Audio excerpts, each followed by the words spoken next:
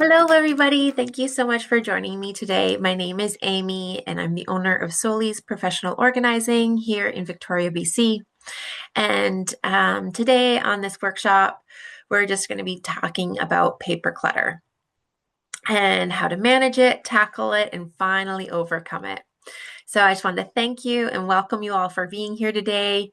Today, we're going to talk about tackling one of the most overwhelming and underestimated types of clutter, and that's paper.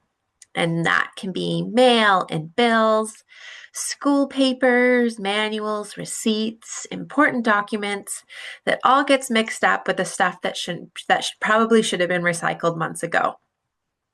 So if paper clutter makes you feel behind, stressed, or disorganized, you're definitely not alone. And the good news is this is one of the most fixable organizing challenges.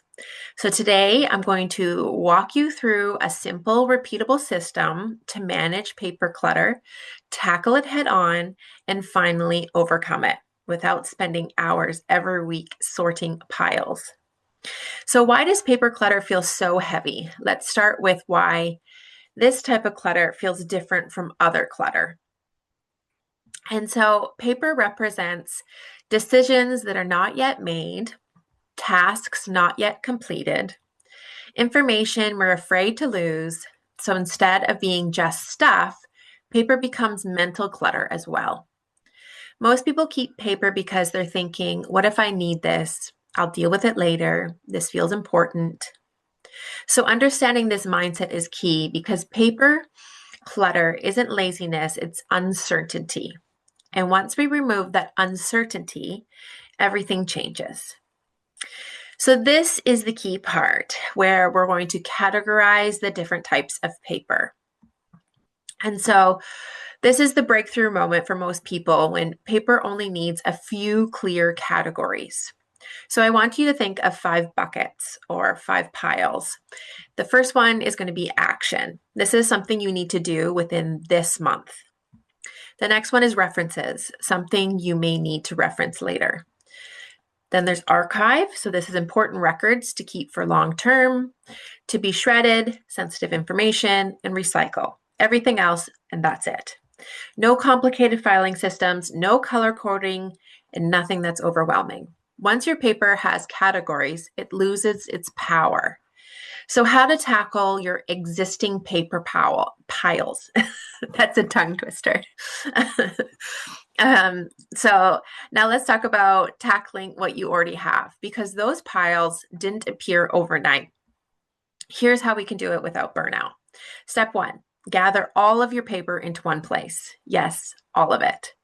Mail, folders, drawers, bags, stacks, wherever the paper is piling up, bring it all into one place. Step 2, sort it quickly, not perfectly. You're not reading every page, you're categorizing. Step 3, be ruthless with recycling. Most paper is informational, not essential. So if it's outdated, easily accessible online, or no longer relevant, let it go. Progress over perfection, always. Creating a simple paper management system. So once the paper is gone, we create systems that work with your life. And here's what I recommend. 1 inbox for incoming paper, 1 action folder, 1 reference folder, 1 archive box or file or drawer labeled everything clearly, and make it easy to maintain. And so I recommend I say folders right here, but it can really be a basket or however it is however you're going to contain the papers. And that's also the big thing about staying organized is to contain. I like to say contain is the name of the organizing game because you want to contain the chaos so things don't get overwhelming and clutter and everything else. So put all of those, the different ones, the action papers, the reference papers, the archive papers, contain them into a basket or a folder. And so when you contain it all, it makes it easy for you to maintain it. And so this also goes for all avenues of organizing in every aspect of your house. So if it takes more than a few seconds, it probably is not going to stick. The goal isn't organization for organization's sake. The goal is clarity. So there is always the option to go digital as much as your paperwork that comes into your home. So if that is something that would work for you, I would highly recommend going digital as much as you can. And another thing is that this is definitely a mindset shift, right? So it is like practicing this muscle. So once that paper comes into your home, it's sorting it into those categories, right? So it doesn't become those big piles that end up on your kitchen table or your counters or your desks or wherever the paper lands in your home. It definitely is a mindset shift, and it is a practice that muscle.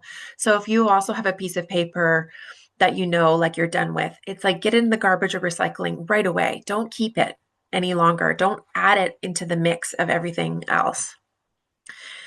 So I want you to remember that you don't need to keep paper to stay responsible. You don't need piles to stay informed, and you don't need clutter to be prepared. When paper has a home and a purpose, it stops controlling your space and your mind. This isn't just about organizing, it's about peace, confidence, and knowing exactly where things are when you need them. So the next step is simple. Just choose one pile, one drawer, one stack, and apply what you learned today. And start small, because once paper clutter is handled, everything else feels lighter. And you deserve that. I'll be happy to answer any questions at the end. And I'd also like to say, if you'd like to work with me to get your paper files in order, I would be so happy to do so.